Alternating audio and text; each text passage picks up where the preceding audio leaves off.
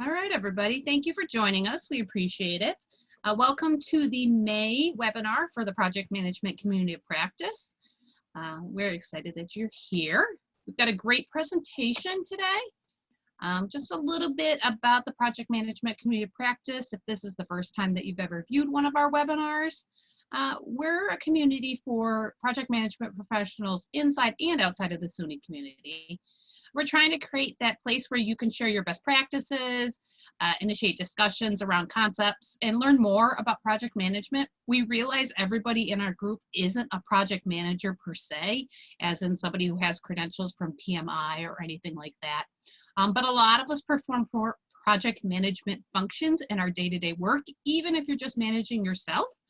So it's nice to know about different features and different concepts and different procedures that you can use with project management to make yourself more efficient. So that's kind of where we are and what we're trying to do to serve our community. We do have monthly webinars, usually on the fourth Thursday of the month at 11 a.m. This month, because there is a Fact 2 symposium replacing the CIT conference that was to be held next week. We decided to go with the third Thursday, so that's kind of where we are right now. We also do a lot of discussion posts in our workplace group so people can take a look at it, and we offer different training opportunities, whether they be a live webinar from a vendor, sometimes on-demand webinars, and different things that we actually host through the SUNY Center for Professional Development as well. We also like to get the pulse of our community as well, so sometimes we have different polls and things that are out there. So who are your moderators? I am Chris Lynch. I am a program coordinator from the SUNY Center for Professional Development. I specialize in technical programs. I have a background in software engineering and working with Microsoft. And Krista Glassman is our other moderator. Krista, do you want to introduce yourself quick? Sure thing. Good morning, everyone, and thanks for joining us today. I'm with iTech, and iTech, if you aren't familiar with us, I think most of you may be. We are SUNY's private cloud, so we're basically your managed IT services. We work in the back end, managing your infrastructure, your networking, hosting Banner, Blackboard, Ensemble, DegreeWorks, and a variety of other supporting products that help students and faculty and staff at each of the SUNY campuses. Pretty much run a lot of the infrastructure projects and also some of the large deployments when new campuses come on board for any of those services. Awesome. So today our monthly webinar speaker is Varya. She's a certified project manager, associate project manager from from SUNY Cortland. She works in their information resources department. This month is going to be a little bit different than previous months, as Varya wasn't able to be with us live. So we recorded her presentation earlier. During the presentation, we do have some polls that we're going to post, so feel free to vote in those. And then as well, Krista and I will be available to answer questions. Feel free to put your questions in the chat while you're watching, while you think of them. We may pause and answer them during the presentation if we think that's necessary because of what they're asking, or we will do it in the question and answer period at the end. We are also recording this presentation, so we'll be posting the YouTube link for this presentation for those of you who couldn't attend live in the Project Management Workplace group, so you can take a look at it there. Feel free, if you're watching the recorded version, to post your questions underneath the post that is with the recording. Krista and I monitor that group very often, and other people as well, and we can answer your questions in line with that as well. So with that being said, I'm going to share the presentation. Can everybody see that okay? Yes. All right, let's just make sure my audio is working. Might turn it up just slightly, Chris. All right. Hello. So my name is. Can everybody hear that? Yes. All right. Varya McKesson Doyle, and I work at SUNY Cortland as an IT project manager. I started in this position in June 2018. This is a picture of me and my cat, Atlas, working from home. So I'm sure we can all relate to the fact that, for better or worse, our pets are now our co-workers.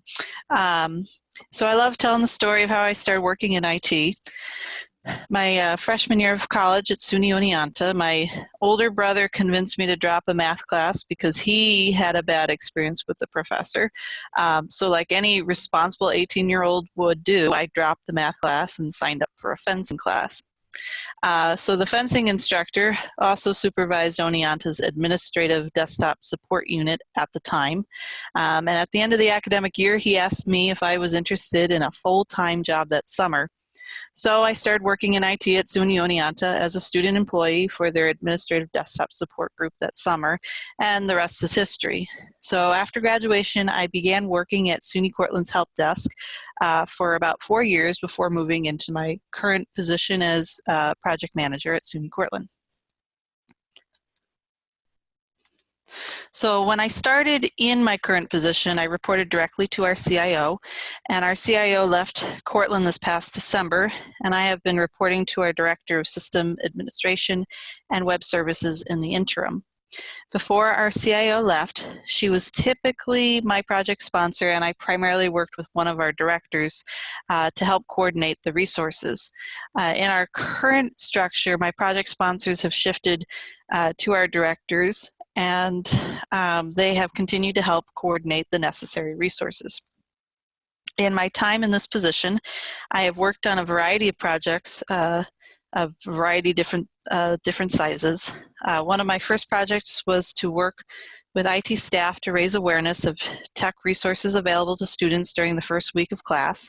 I have also worked with our IT staff on a project to develop a security brochure for students, a project to streamline the coordination of IT resources for campus events, and the biggest project that has been transitioning all of campus users to Duo, a two-factor authentication solution. We have divided this into the Duo project into multiple smaller projects. And this past fall, we transitioned all of our students to Duo. And this spring, we were supposed to be working on moving all of the faculty to Duo, but the project was put on hold due to COVID-19. So SUNY Cortland is also starting to work on transitioning to Team Dynamics, and we are working on converting our ticketing system, knowledge base, and eventually all of our project management processes. Needless to say, we are in a time of transformation. And historically, project management has been primarily handled by the individual directors and myself. We all have our own style, and my style has evolved over the time as I've learned more about project management.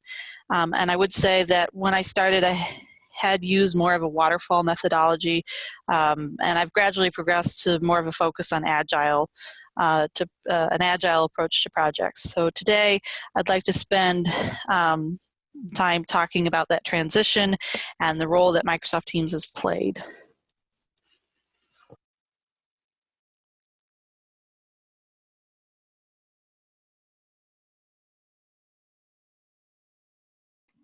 We have a little poll. We're wondering, how closely does your IT organization structure match Cortland's?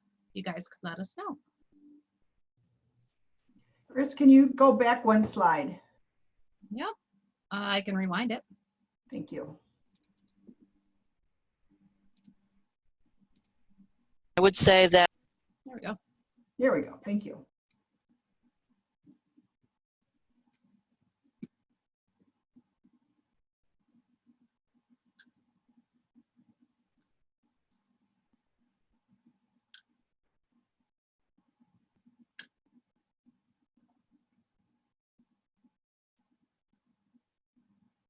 Okay.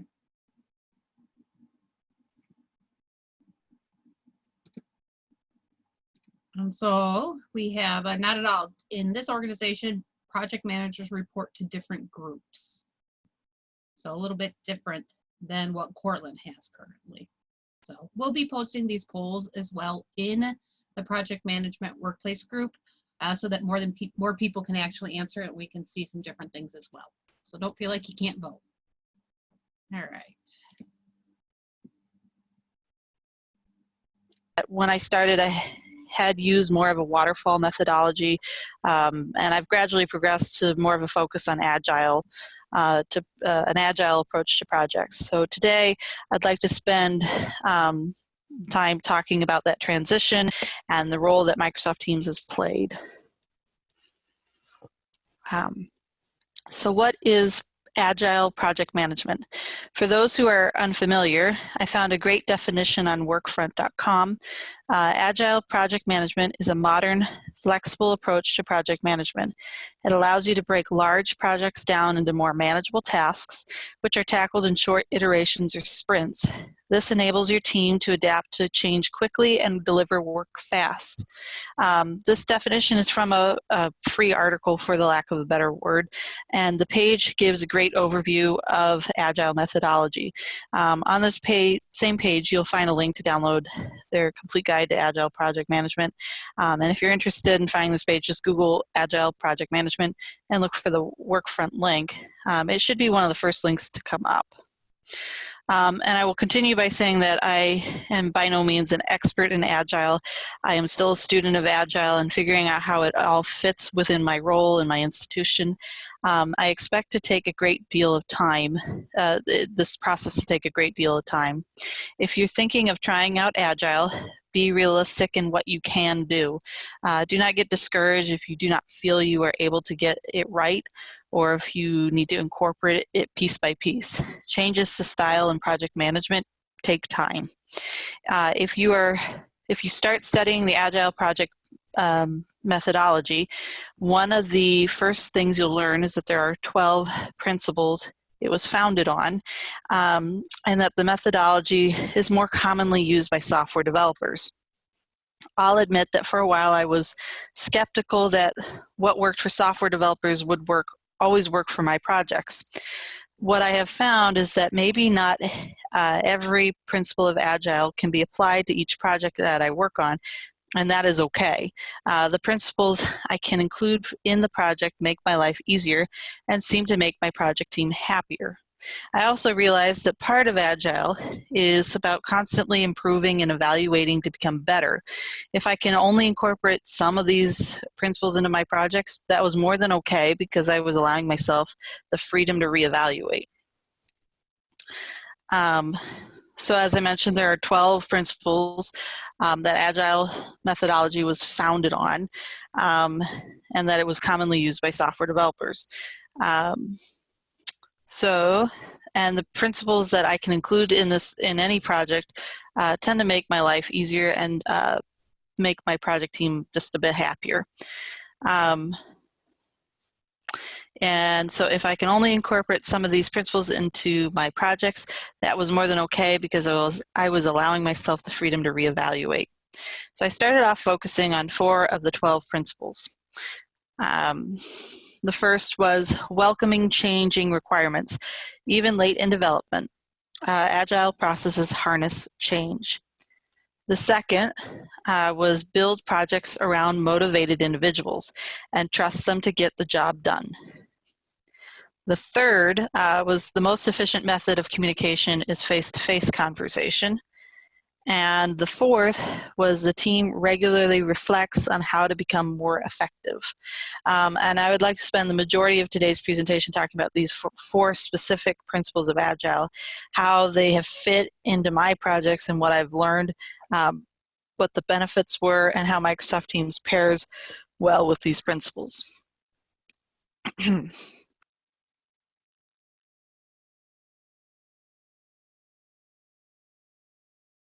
Specific. We have another poll here. So, considering the culture in your organization, how might you gauge project team buy-in for these Agile principles?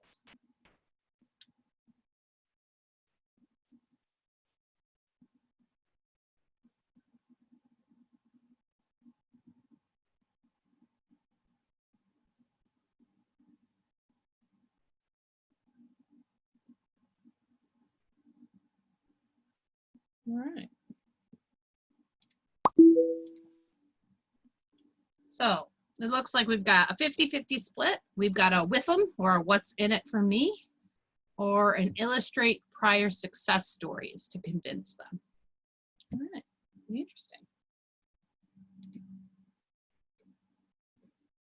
specific principles of Agile, how they have fit into my projects and what I've learned, what the benefits were, and how Microsoft Teams pairs well with these principles. So welcoming changing requirements, even late in development, Agile processes harness change. This first principle seems counterintuitive to almost everyone, including myself. I like a plan and take comfort in knowing what the future holds. Thinking you know what the future holds is a fallacy, especially in the times we are currently living in. People who follow the waterfall method of project management tend to dutifully define and follow the scope of the project. They have strict methods for altering the scope and caution against scope creep. So the pros of this is that you know almost exactly what will happen, but for some of the cons is that it can be time consuming and feel inflexible. So depending on the project, you might not see as good of results as you would have liked. You may also end up with a project team feeling dissatisfied with the final results of the project because they felt restricted. In Agile, most, if not all, projects have sprints that are typically only a few weeks long, and each sprint is spent focused on one part of a project at a time. By focusing on the pieces, you do get to define as you move along. When you get to the next piece, you can use what you have learned in the previous piece of the project to improve. At the beginning of each sprint, you define what your objectives are and welcome changing requirements. I think it really is the role of the project manager to recognize whether or not the change aligns with the overall goals of the project, makes the customer happier, and gives your team the advantage in their work. Agile really is designed with software development in mind, and I struggled figuring out where my first sprint was in some of my projects. For example, this spring we were planning on rolling out Duo to faculty, but you know, and at first I wasn't really sure what part of the project would be considered the first sprint. So what became the first sprint in this case was the planning part of the project. So when I met with my team, they had all kinds of useful questions and suggestions to help plan the project out. After we felt we had done a thorough job planning, I was free to continue with the next sprint, which was the scheduling of each academic department's move to Duo, and then ensuring my project team knew when they needed to complete each task. As we scheduled the departments, the team identified ways to make the process more efficient. We were just about to start to moving on to actual moving the departments when the project was postponed. The next sprints would have been based around observations made during the rollout. We would want to identify what wasn't going right and work to fix it when we move the departments coming up. So you want to be able to provide your users, customers, audience with the best end results possible. By being attentive to what isn't going well in your project and being responsive, you are keeping them happy and hopefully producing a project that is worthwhile. How you achieve this might require some premeditation. Ideally, you are working in an environment that is receptive to new approaches so you can make them part of your organization's operations. However, if you are in an environment that is not receptive to new approaches, or maybe you just want to test out some of these ideas, you can plan for this at the beginning of your project.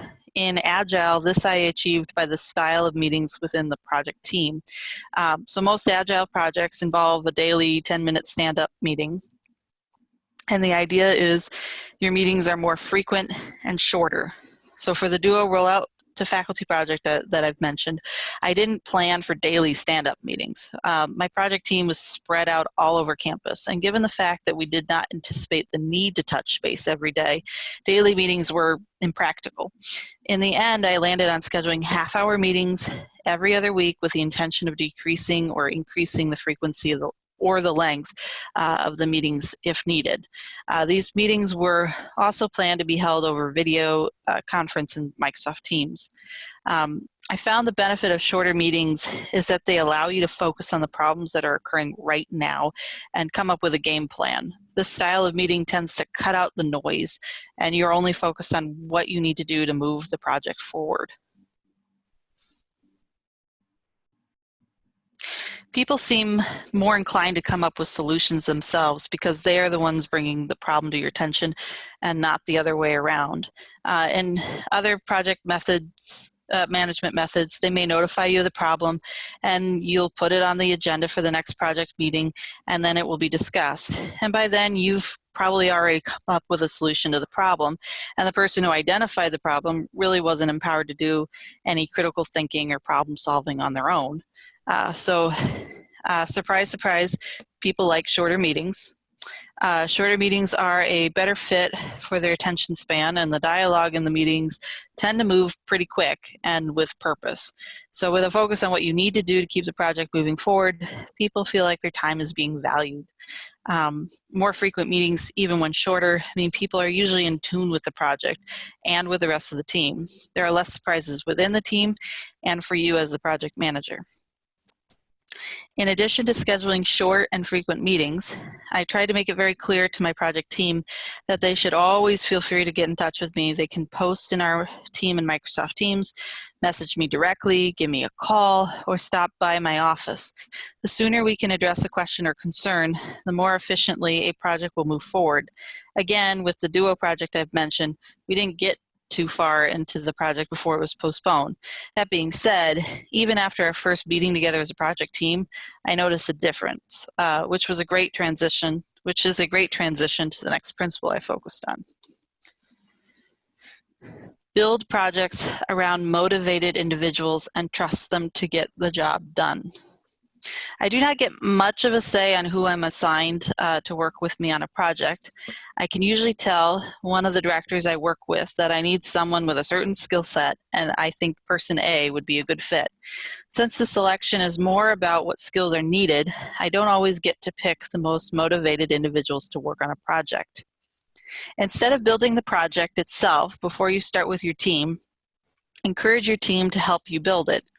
Figure out what you need to get started and any requirements you know you will have to meet with your project sponsor first. Then work with your team to identify problems and then solve them. For the Duo rollout to faculty project I mentioned, I came to our kickoff meeting with a number of problems we needed to solve. I had a rough idea how everything was supposed to work, and because I spent time thinking about each problem, and given the fact that I had run the project to get all of our students on Duo in the fall semester, I considered myself a subject matter expert. What I failed to remember at the time was that I was going to be sitting in a room full of people who work with faculty every day, people who knew better what types of computers we had on campus, people who understood some of the functionalities within Duo that I hadn't had a reason to utilize yet. Basically, they had subject matter expertise that I didn't realize I needed. This group of people came up with problems that I didn't think of before the meeting. What I learned was that although it was okay for me to have anticipated problems and to anticipate answers, I didn't need to stress over the answers I couldn't come up with. I also didn't necessarily have to have the best answer to each problem. I thought I knew how to solve. My project team were the people who would have had the answers. So once I set them loose and gave them permission to take ownership of problems, this group collaborated in a way I hadn't seen in my almost 2 years in this position. So the more trust you can give them, the more motivated they are to be working on the project. A self-motivated team is worth their weight in gold. They solve problems, and they do not rely on you to know or fix everything for them. I am able to support them in a more efficient way because we are focusing on the items they truly need my help with. I would say this was starting to work out so well with the Duo project because I defined roles and responsibilities at the beginning of the project. I also learned how to get comfortable saying, that is your area of expertise. I am going to yield to your judgment, or you are the one that has to live with it. I want you to be comfortable with the solution we come up with. Or I am okay with you coming up with whatever solution you think is best. Let me know if you need me to weigh in or you need to pick my brain. When you define these roles and responsibilities, you have to be sure that you not only communicate this to your team up front, but make sure you encourage them to embrace their responsibilities. Unless your project team works with you often, be sure to reinforce these ideas often, because everyone needs to feel encouraged to do their best work. In all my projects, I like to post regular announcements within the project's Microsoft team. These announcements are usually just a general summary of where the project is at. I also use these announcements to remind project team members of action items, but also to recognize project team members for their accomplishments. These accomplishments are not necessarily the completion of tasks, but could be recognizing the progress someone has made or the productiveness of a brainstorming session to solve a problem within the project. Keep encouraging the project to move forward.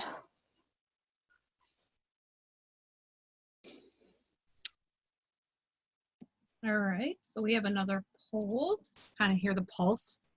What has worked for you to help build trust, no matter the role people play on your project team? This is a multiple choice, so feel free to select more than one.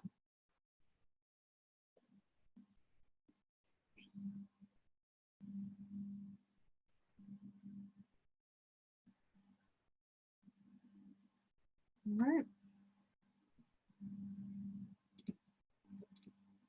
So it looks like working with different people on previous projects is our most popular answer, but simulations are also playing a part in this as well.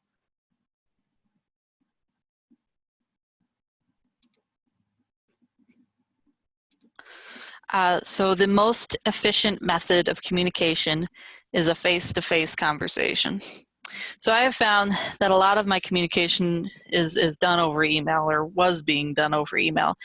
So where email has a time and a place, it's not always the most efficient time-wise, and is definitely not the most personable. More important now than ever is finding ways to maximize face-to-face communication. Whenever possible, meet face-to-face, but keep in mind the nature of the project and the geography of your project team. Ask why you need to meet face-to-face. Will a video conference accomplish the same things? And will it be more respectful of your project team's time? Many of the projects I work on are bringing people together from all different buildings on campus. So for some of them, it might take a 10 to 15-minute walk. In terms of efficiency, asking someone on your project team to walk 20 to 30 minutes round trip for a 30-minute meeting is probably not the best use of their time. So even before COVID, I was planning on holding bi-weekly check-ins with my project team on the Duo project I keep mentioning over Microsoft Teams. Each meeting was scheduled for a half hour, and the purpose of this was to maintain good communication between the group while respecting everyone's time. If we only ended up talking for 10 minutes one day, no one spent any extra time traveling, but we still got to talk and see each other over video. You're giving people the opportunity to read your emotions, and you are giving yourself the opportunity to read theirs. Given the fact that we have all been living in a reality where all meetings are held over a video conference for about 2 months, I recommend mixing in an in-person meeting every now and again. I'm sure we will all have a new appreciation for being able to interact with people in person again after this crisis is finally, fingers crossed, over. So the plan I laid out for Duo included a communication plan. The communication plan started where all communication would take place, or stated where all communication would take place, how to report problems, and how often we were going to meet. The details on this plan was posted within our project's Microsoft team, and I always instructed my project team to keep communication regarding the project within the chat window of that team. Sponsors generally, what I found was that my project sponsors generally lose interest in attending each and every project meeting when they're shorter and more frequent. They are also generally okay with missing those meetings, especially if they have the freedom to look in one place for the information and know that the information is well documented. So this really depends on the personality type of your project sponsor.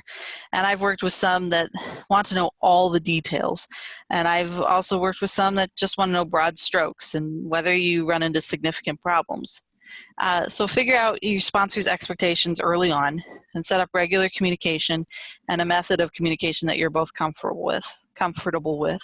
I mentioned earlier that I like to put on regular announcements. in the Microsoft team, and that way everyone involved can get the information they need. So in summary, if you can't achieve face-to-face communication, utilize the tools you have. Set up a video conference, or at the very least, keep all of your communication in the same place. So this principle circles back to that stand-up meeting. By setting up the regular meetings while the project is ongoing, you have the opportunity to lead the team in regular self-reflection. Be mindful of your phrasing and your tone. Another good reason for face-to-face whenever possible. Regular monitoring allows you to address problems as they happen in a thoughtful way. And this also ties back to our principle about always embracing change. You have to provide a means to regularly self-reflect. It cannot be sporadic. The best comparison in life I can think of is actually going to a counselor. So when you see a counselor, you are constantly talking about problems and why you think they're happening. You're examining your actions and the actions of others to try to help you navigate life in a healthier way. You are never going to talk to a counselor once and magically have all your problems figured out. It takes time, practice, discipline, and willingness to examine yourself. It is good to practice at the end of each project, but why wait to the end? Address it in the moment, and it will make your lives easier in the long run. So some good questions to ask yourself or of your project team when practicing self-reflection are we using our time and resources effectively? Are we in line with the project's objectives? Are there any new risks we haven't addressed? What is going well and why? What could go better and why? Can we do anything about it? Can our project sponsor help us to do something about it? This goes hand in hand with many of the other principles. You have hopefully motivated your team well and that they are at a point where they feel comfortable identifying problems to you, even if it means more work for them or it might make them look bad. I've worked on projects where the team really didn't feel like they had a voice. Many of them felt like they were involved in a bad plan but couldn't voice their concerns. It is important to encourage your team throughout the entire process to voice their opinions and help you and your team to self-reflect. I've also learned during my time in project management that the importance of what I call reality checks. The way you think something will work, or the way your sponsor thinks something is going to work, is not necessarily reality. So find people you trust, whether they be on or not on your project team, to help you with a reality check. If something about a project feels off or makes you uncomfortable for some reason, do not ignore it. Trust your instincts. It is best to meet those thoughts head on and try to figure out what feels off to you. It is way easier to fix than to undo and then have to fix. And your project team will be happy that they do not have to redo any work. The Duo rollout to faculty that I keep referencing was working on where I really wanted to make this principle a focus, and it unfortunately was postponed until further notice, and I haven't been able to do too much reflecting on how our team was reflecting during the project itself, if that makes any sense. So some overall takeaways. All right, so we've got one last poll right here. Have you practiced any self-reflection while your project is still ongoing, or is it something that you just practice at the end of the project?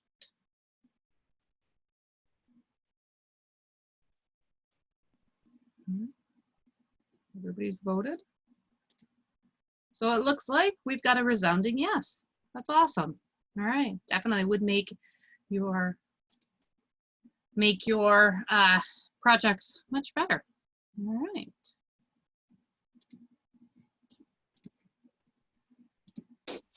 You don't have to and probably shouldn't try to implement all Agile principles at once. Know your org culture. Some are more adaptable to change than others. More people or organizations do not tolerate large amounts of change well. If you do too much at once, you will lose the benefit and risk become frustrated and frustrating your project team. If people do not understand or see the value in what you're trying to do, they're less likely to support you. You also do not want to lose sight of your project's goals because you're trying to figure out how to implement too many of these principles at once. Using Agile principles help to make you feel less pressured to figure out everything by yourself and all at once.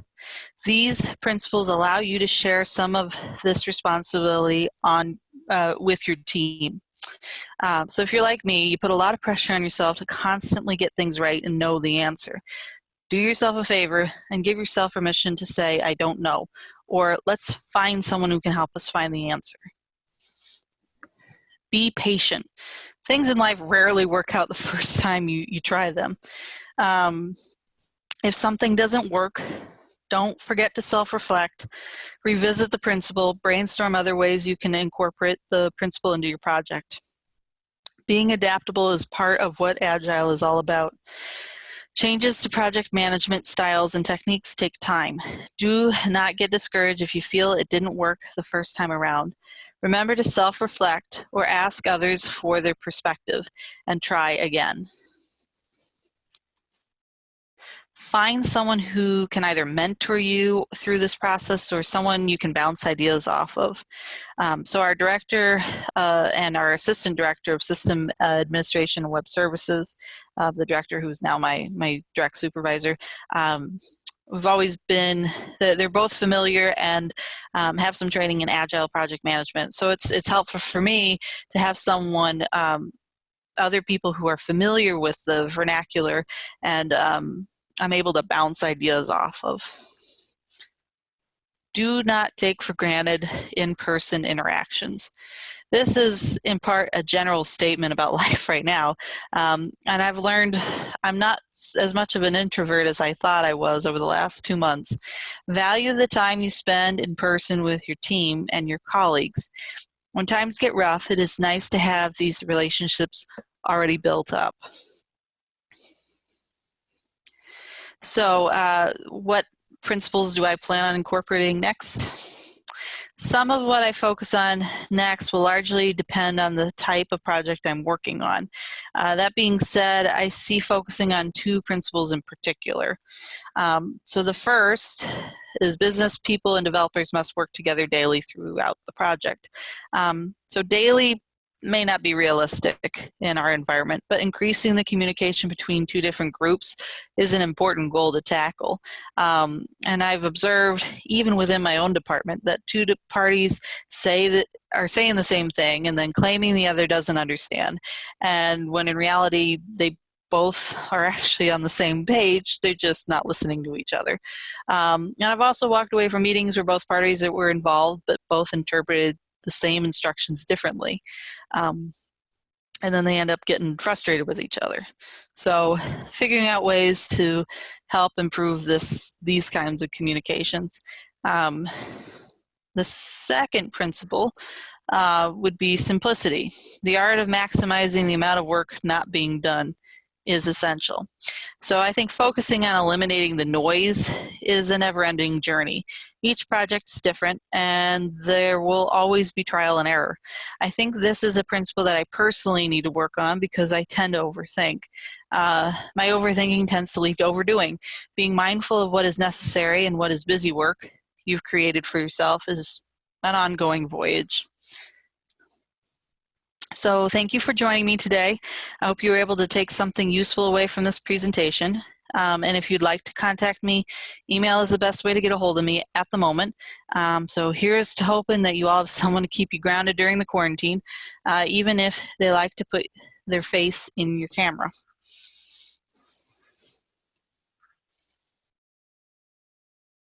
All right, so I'm going to put Varya's contact information up again just for a little bit. Oop, that didn't work. Let's see here. My overthinking tends, if you'd like to contact me. There we go. So if you wanted to get that down, she does have her contact information up. She also is part of our workplace group, so feel free to connect with her on Workplace as well. She's a great resource for us. So, all right. Does anybody have any questions that they want to ask?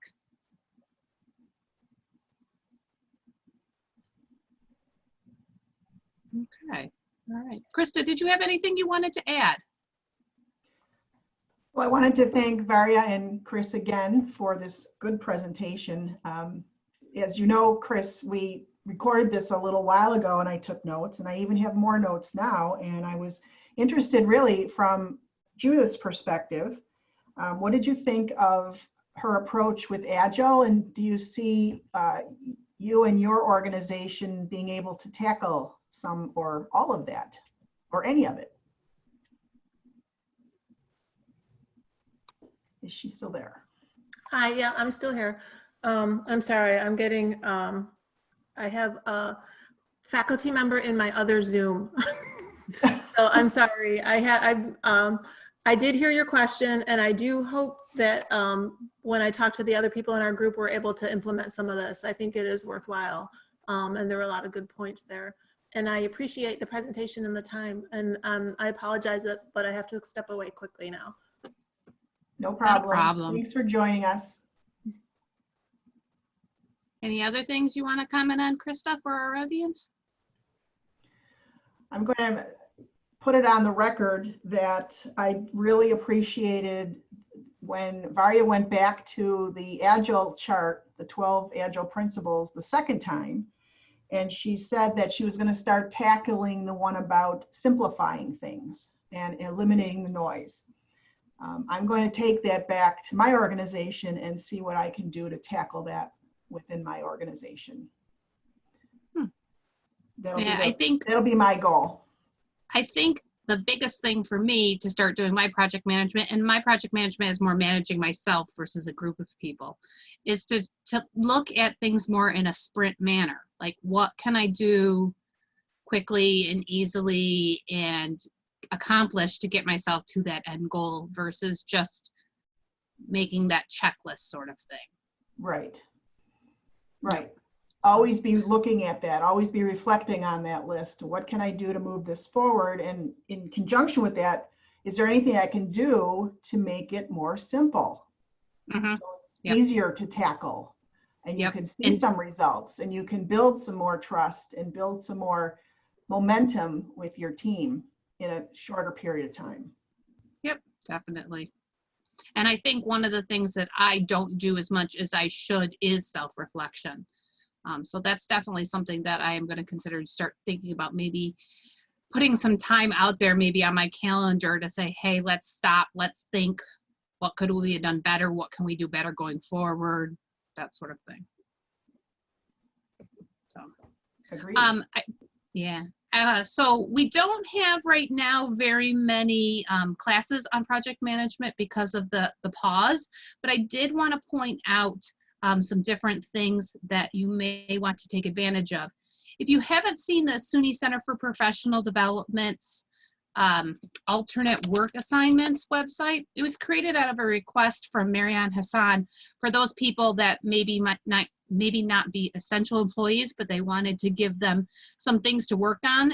And we've kind of developed that into a really nice website that everybody can kind of take advantage, no matter whether you need an alternate work assignment or not, to kind of find good training opportunities, whether they be free or low cost. And if you haven't seen this before, I definitely think you should take a look at it, even if it's just a brief look at it. We've got a couple different topics in here, kind of reaching across all different spectrums, business skills, computer skills, technical skills, even personal skills, but the one for us, the project management topics. So there's some great different things in here. Each one of the free options is set apart by what it is, so you can go right to the project management if that's what you're looking for. So a couple different platforms in here. We do have LinkedIn Learning, also Coursera available. If you aren't aware of it, and I think we've said it quite a few times, but just in case we have some new audience members, LinkedIn Learning, or what was used to be called lynda.com, any New York State resident can get a free New York Public Library card very quickly and easily. And from there, the New York Public Library has a very specific login to lynda.com or LinkedIn Learning. You can actually see it here on my screen up here, that you can access LinkedIn Learning for free.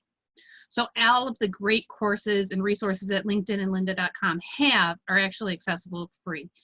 During this period, there is a special website that you go to or an app that you can download on your phone or tablet to get a New York Public Library card if you don't already have one. That will give you access to their digital library as well. So if you're like to do a lot of e-reading, that is available for you, as well as audiobooks. So if you're looking into that and you want to take advantage of LinkedIn Learning, if you go to the platform section and then the learning platform section of this website, you can see the information right here of what's available for LinkedIn Learning.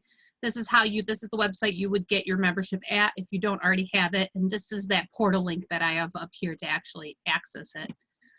As well, under the project management, we do have Coursera. Coursera offers a lot of great tools and a lot of great classes out there. If you aren't aware of it, you can audit almost any single class they have for free. So you can take a lot of different things. It's a great resource for yourself or any of your family members that may be looking into some new things. So definitely take a look at that. And they also have a lot of low-cost classes as well, $50 to actually take a regular class and earn your certificate, as well as participating in the assignments and having them graded and stuff. So that's definitely something to take a look at. I will tell you right now, Coursera has offering, and we sent an email out about this earlier this week, is they have a where did we stick it? I apologize, I think I stuck it in the wrong spot. I stuck it under business skills.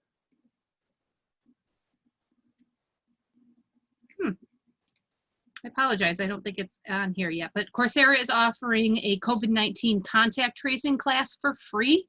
Currently, the Johns Hopkins University is putting it on, and through a grant through their Bloomberg School of Health, you can actually get the regular class, which is usually $50 or $49 for free. So you would actually learn how to do contact tracing. This might be helpful if maybe you have a family member looking for a job and is interested in possibly doing contact tracing for New York State.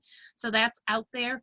And as well, we did also send another email out for a IIL free class, Managing Stress in Challenging Times. It's a 2-hour on-demand class that is free to anybody as well. You don't have to be a New York State resident to take these classes. They're free publicly. So that's something that might be out there for you. And we also have some webinars for project management out there that you can take a look at. When we find a live one, we make sure we put it up there, but we also have a lot of on-demand webinars from different vendors that we contract with. There's some information about the PMP CoP 6 that's coming out that can help you. There's one on project success, one on organizational value, another one on Agile Shift. If you're interested in learning more about Agile and how you can bring that to your organization, that's a great one. I watched that myself. And as well, there's one on the discipline Agile certification out there that you can take a look at. So I think that is about that. Krista, did you have any last minute thoughts that you wanted to share with the group? I am all set, Chris. Thank you. All right, wonderful. Well, thank you for joining us all today. As I said, if you're watching the recording, please feel free to put any questions in the workplace group. We'd be happy to answer them. And as I said, Varya is a member of that group as well. So you can tag her if you're looking to ask her something specific about her presentation. She'd be more than happy to help out. Thank you, everybody. You have a great rest of your day. Thanks. Stay healthy and safe. Yep.